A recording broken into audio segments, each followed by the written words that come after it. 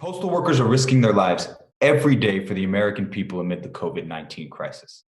So let's hear from them right now about what it's like and the crucial link between the Postal Service and society. Let's save the post office and save our democracy. There we go. Stand by. Hello, and welcome to Save Our Postal Service, Save Our Democracy. We are coming to you from all over the country, so excuse if there's a little bit of an internet delay. My name is Lauren Burke. I'm with the Labor Network for Sustainability, and we are really honored to be hosting this conversation tonight. First, I want to thank the Future Coalition for this amazing live stream event, and also the Sunrise Movement, who's been instrumental in helping us pull together this conversation. So with that, I am honored to introduce our tremendous panel tonight. First, I want to start off with Courtney C.J. Jenkins, who's a Maryland Postal Workers at the Baltimore Stu Fidley area local, and a member of the American Postal Workers Union. Welcome, Courtney. Good evening, everyone. Great. Next, I want to welcome Teresa Marie Aller, who's an Oregon postal worker at the Portland area local with the American Postal Workers Union. Welcome, Teresa. Hello. Thank you for having me. And next, we have Tamara Twin, who's a letter carrier at Branch 504 in Albuquerque, New Mexico, and she's a member of the National Association of Letter Carriers. Welcome. Hello, everyone. Thanks for the opportunity. And finally, I want to introduce Debbie Soretti, who's the Executive Vice President of the American Postal Workers Union. Debbie, can you give us a little context and kick off our conversation for tonight? Yes, I can. First off, all of our postal unions would like to thank all the young workers and the students out there for helping to wake up America, because your compassion has really inspired all of us. And we're hoping that we'll be able to work together for quite a few years to be able to make a difference and green this country. Tonight, you're going to hear from the union postal workers. They're going to tell their stories, and they're going to tell you about the everyday fighting that they go through for a safer and a greener future. There have been, for the update for the Postal Service, there's been 3 stimulus bills that have been supporting the large corporations, providing large sums of money due to costs that were connected with the COVID-19 virus. The monies had no strings attached. With the Postal Service, we were removed from a bill, and they denied that kind of assistance to us when we really needed it. The PMG, the Board of Governors, they're all concerned about what's going to happen to the Postal Service, and they believe that we will be running out of cash by September 2020. And they're asking between 25 to 75 billion in stimulus monies to try to recoup for the losses that we've incurred for COVID-19. We've had mail volume decline 30% due to businesses shutdowns, cost of workers, additional pay for sick, family, and childcare leave, costs for the deep cleaning that we've had to do to facilities around the country, PPE equipment, COVID-19 quarantines. We've got a lot of people quarantined. So that's causing us the need to have to hire additional temporary workers. So postal workers, there are essential workers every day, not just on COVID-19. And our workers include letter carriers, mail processors, drivers and mechanics, window clerks, support services, maintenance workers, nurses, fulfillment, recovery, payroll workers, international mail and our call center workers, human resource assistants, and mail handlers and rural carriers. So we have 4 postal unions, and we represent over 630,000 workers. So you can imagine all of the people that are affected by the coronavirus. Postal workers provide an emergency, and they can provide an emergency distribution system that when people are in need for medicines, vaccines, like what we're going through now, we are available. We're the best avenue. We go to everybody's house. We assist communities that are suffering during natural disasters. And all of us have taken an oath to work for you, not a company. We are a service. The USPS is constitutionally mandated, and it provides us the right to connect to each other by mail, whether we're rich, whether we're poor, whether we're rural, we're urban or city. So it's a lot. We also provide absentee ballots and vote by mail. So we're protecting everybody's democracy. The Postal Service's future could be bright, bringing in assets with postal banking system. That could be used to fuel green infrastructure, investments, better work environments, a vehicle fleet that uses hybrid technology, better working environment. And if we had postal banking today, it would have helped to get those stimulus checks out because you could have had them in your postal account at work and it wouldn't have been delayed. So we really need the stimulus monies. We hope you stand with us. The panel is going to explain to you what you could do to take action. We want to thank you for allowing us this time. And I want to thank our great postal panel because they're just fantastic. So glad they're here. Young people make our union strong. So back to you, Lauren. Thank you so much, Debbie. That was a great orientation for us to start off this conversation. So we're at a moment right now where we're really in crisis with COVID-19 and the ways that that's affecting our country. So we want to start out the conversation there and really dig into what's been the experience for all of you as postal workers during this crisis. And I also have another question, since you are all members of your union, how has having a union made a difference in that experience? Tamara, can you start us off in sharing what the experience is from letter carriers? Absolutely, Lauren. Letter carriers, as you know, we are delivering goods and services to every house across America every day. And during the COVID-19, it has been, I guess you can say, a surreal experience to be on the front lines and being out in the environment when everyone else has been told, stay at home. The one thing I'd like to say is thank you to all of our customers because the first few days were very chaotic and we received so many messages, thank you notes and messages of hope and inspiration, and we've been received with such kindness from all of our customers.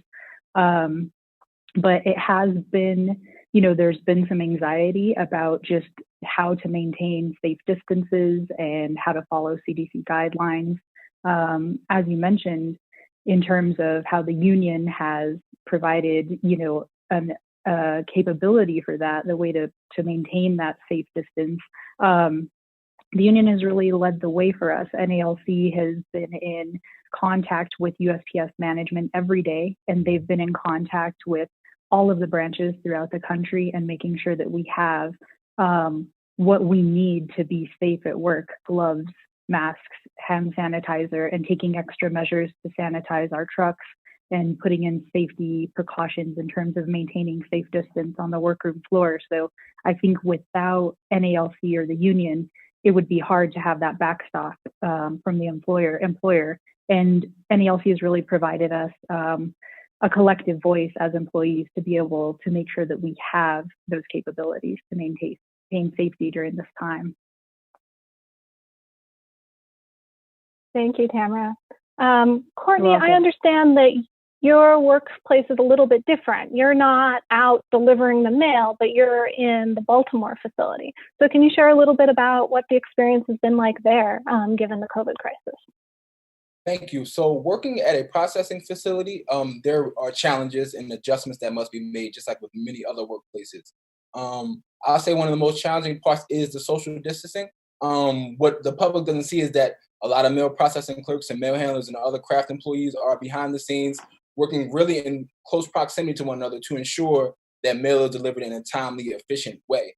But it is eerie kind of walking around the work floor now. Everybody has a mask on, so it's kind of, I might say hello to some person, they'll be like, well, who are you? And it's that type of thing that's happening right now. But, I'm thankful that the unions have been very proactive in, negotiating memorandums of understanding or MOUs, which guarantee us leave and just protections that, many other workers unfortunately don't have right now. So there's been a juxtaposition to be able to see what it means to be a unionized worker during the pandemic. And then, some of my peers, my friends, my family who aren't in a unionized workplace, just to kind of see the challenges and struggles that they have. So it's good, like Sister Tamara said, to have that collective voice.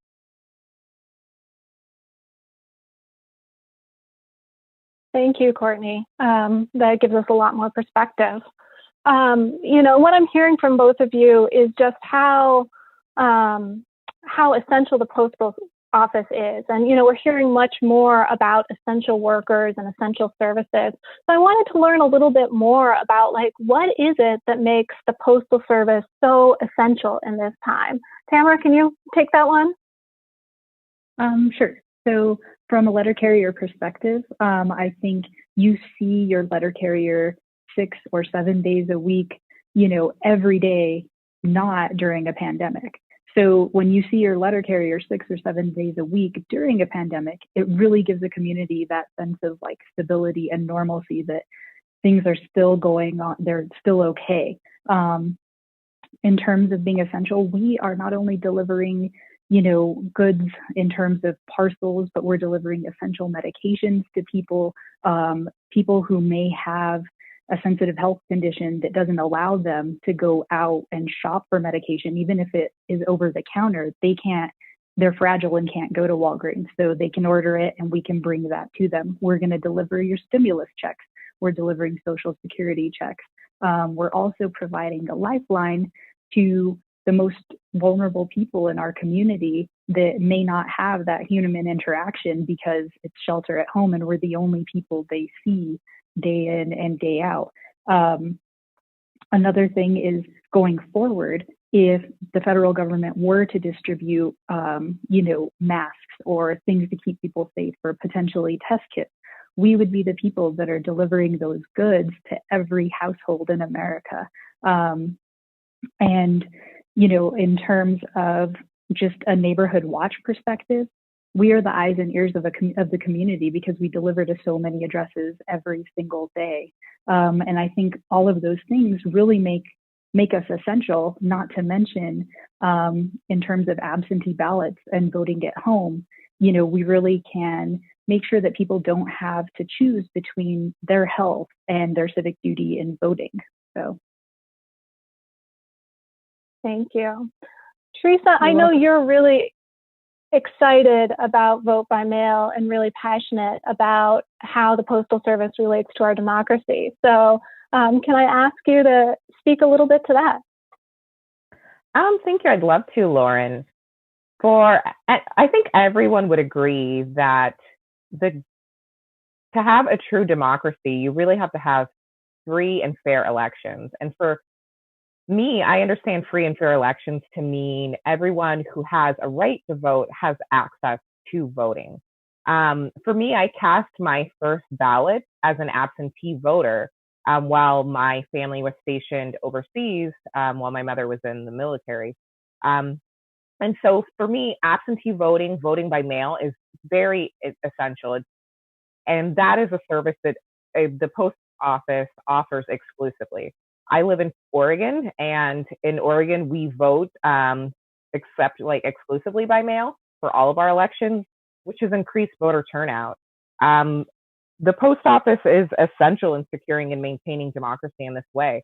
By having vote by mail, we've removed the barriers that some other states still have that typically really affect those who are in marginalized communities. So that's where you see the exceptionally long poll lines. That's where you see the inability to vote due to not having the time, being able to take the time off of work, or just not having transportation to polling offices. Being able to have your ballot mailed to your house and to fill out that ballot and mail it back on your timeline is just absolutely essential. And again, I voted by mail as a military dependent. I voted by mail as a military service member myself, and I vote by mail now as an Oregonian with every election. It is just absolutely essential. Everyone should have that right. And currently now, especially now with the pandemic, and citizens should not have to choose between accessing their civic duty by using their voice, expressing their voice, and their health. What happened in Wisconsin should never have to happen. And everyone should have the opportunity to vote by mail. Thank you, Teresa. I think that really gives me a better sense of just how essential the post office is in this moment, and really kind of gives texture to that. And my understanding is, though, the postal workers and your unions are not just thinking about right now, but you're thinking about the future. And I know that there's been some real work in thinking about how to make the post office more sustainable. And we are here on Earth Day or Earth Day week. And so I wanted to hear what is some of the work that's already happening and some of the vision for what the post office could be in the future. Courtney, do you want to take that? Yes, thank you. So there's a load of potential for the Postal Service to be a leader in going green. We have such a vast infrastructure with tens of thousands of post office locations in our facilities and the LOVs that our letter carriers drive in, which could be converted to more fuel efficient style of transportation to get the mail out. So, our unions have come together for a few years to push the Postal Service when they are investing in a new fleet of vehicles or building a new facility or transitioning to alternative energy to go green. I think there's a facility in Los Angeles right now. One of the processing plants is all powered by solar energy, and they're able to any excess energy they give out to the communities surrounding. So that's just one example. In a facility like mine or other facilities across the country, which operate 24 hours a day, 7 days a week, if you think about how much energy we consume just keeping the lights on. But if we could become a model for other industry, other businesses through solar panels or electric vehicle charging stations at our post offices, I think that will go a long way in showing the country it is possible to do such a thing on a large scale. Thank you, Courtney. And I think that's so critical. And I feel like there's a lot of ways that the post office could play a bigger role in our lives and be more of an asset to us in those ways that you're talking about. But another idea that I've heard about is this idea of postal banking. What is that? Teresa, can you tell me a little bit about what that is? So with postal banking, the idea is that the post office would offer a lot of the essential banking that a lot of our marginalized communities are essentially excluded from by standard banking. That's small dollar amount loans, that's checking accounts, which we have to admit are essential for doing business now. Very rarely can you find a job that doesn't require a direct deposit to receive your paychecks. And for marginalized communities that are excluded from standard banking, they are often left to be preyed upon by these payday lenders or these essential loan shark companies. With postal banking, the post office already has the infrastructure in place and the time and tested clerks through the post offices to offer this level of banking to communities all over the country. Again, that would mean being able to make deposits, being able to have checking accounts, and being able to, again, get those small loans in between. The postal banking is something that is not a new occurrence. We've had small amounts of postal banking in the past, and it's seen in other countries all over the world. So, postal, I find I'm very passionate about it. Awesome. It's such an amazing idea. I actually was in the UK for a while, and they have postal banking there, and it just seemed like such an easy way to do your banking and those kind of things. So it seems like a pretty obvious solution. So you guys are sharing with me about, first of all, that postal workers are really critical in this moment of crisis. We've heard a lot about that. And I also understand that there have been postal workers who have died of COVID, right, in all of the unions, which, we want to remember them and honor them. But really the postal workers are still out there every day providing this essential service that postal workers are essential eyes and ears in our community as well. In all the ways that the work you do knits us together. and essential to the functioning of our democracy, right? Like very basic at what holds us together. And so at the same time, I've heard that the postal office is under threat. So what is going on with that, and what can we do about it? Courtney, can you fill me in on that? Yes, definitely. So we've been under threats to be privatized for as long as I've been employed with the Postal Service. But now those threats become even more of a reality with the pandemic impacting mail volume. The Postal Service was in debt, in the billions of dollars of debt because of a pre-funding mandate, which was legislation passed in 2006, which required us to pre-fund future retiree healthcare costs to $5.5 billion every year. No other company, no other industry, no other local, state, federal government agency has been required to meet such a mandate. So, that has got the conversation going to further towards privatization. And with President Trump and his White House task force, which released a report pretty much calling for piecemeal privatization of the Postal Service, we see it now more than ever that that may be a reality. And he's definitely pushing for that. So we're just asking everybody who's viewing, the public, our customers, our neighbors, our friends and family, to visit usmailnotforsale.org. I'll say it one more time, the usmailnotforsale.org. And as you can see, Sister Teresa and I have our Don't Privatize Our Public Postal Service posters up in the background. So that's really important. But to visit there, you can also visit apw.org. There's a pre-drafted letter, just a fillable form you can go in, and they'll send a letter to your representative calling on them to support a public postal service. Courtney, what was that email or web address again? Just to make sure that people got it, I want to make sure we hear it again. It's usmailnotforsale.org. Thank you. Tamara, do you have a few thoughts on this as well? I do have a few thoughts. In terms of, for the American public, the Postal Service is public. Let's keep it that way. When you think about rural communities and folks that we deliver what's called the last mile delivery to those communities, if the Postal Service is privatized, and if it's not profitable for one of these private companies to get out to those outlier communities, you're not going to get those goods that we deliver. We are the only folks that provide last mile delivery, and we provide that network right now, even for our competitors. When they have something that is not going to be profitable for them to deliver, we are there delivering those essential items to you every day.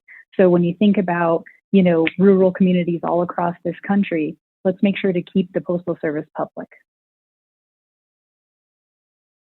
Teresa, do you have anything to add in on this point? Yes. I don't know if many people know this, but the post office is the largest employer of veterans. We're also one of the largest employers of minority. So the post office does amazing and essential work. The post office consistently wins the vote of the most trusted federal organization. And so if the American people have that trust in the post office, if we have that support, it makes sense to me that we provide good work. It's been tested that we provide good work, and we're essential to our community. Our communities want us.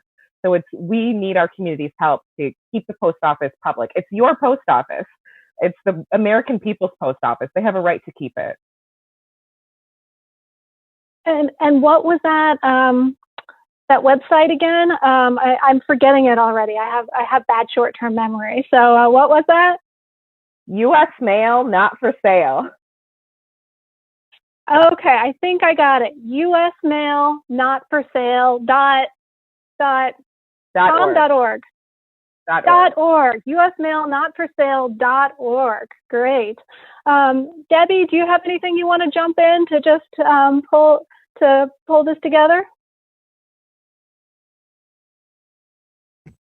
Yeah, I'd like to just say that I think the panel did an excellent job. And, we really need some monies from the stimulus bill. So that's also included in that letter that if you go on to U.S. Mail, usmailnotforsale.org. It explains in detail that we need to be able to get some help too, just like these big corporations, where we actually do a lot more essential work than most of them.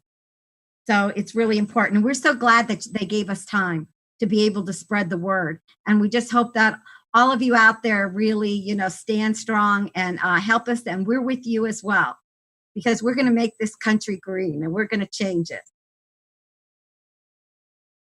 Yeah, I think it's really the everyday work of postal workers, like the fabulous people who have joined us on this panel today.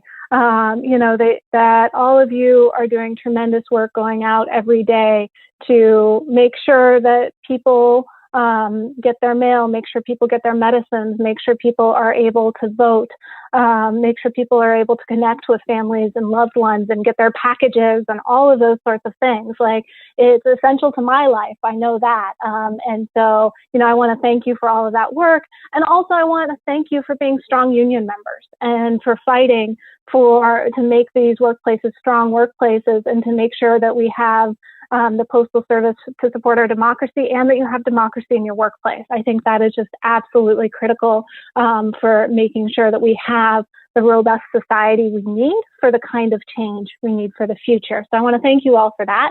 And before we wrap up, we got to remember, what's that website? Courtney, what's the website? usmailnotforsale.org.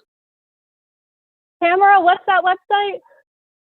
usmailnotforsale.org. Teresa, I'm still confused. I don't know what the website is. usmailnotforsale.org. US mail, Debbie? not for sale.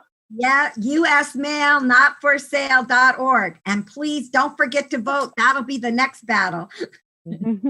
Absolutely. Absolutely. Okay. Well, I think we should do it all together and see if we break the Zoom call here. Can we all do it together? Do it. Yep. 1, 2, 3. US mail, not for sale.org. So thank you all for joining us. It's been a pleasure. And we hope that we've brought something to your experience here on the live stream. We really thank you. We really thank Future Coalition for providing this amazing space. And remember, usmailnotforsale.org. Yay. Thank you. Thank you.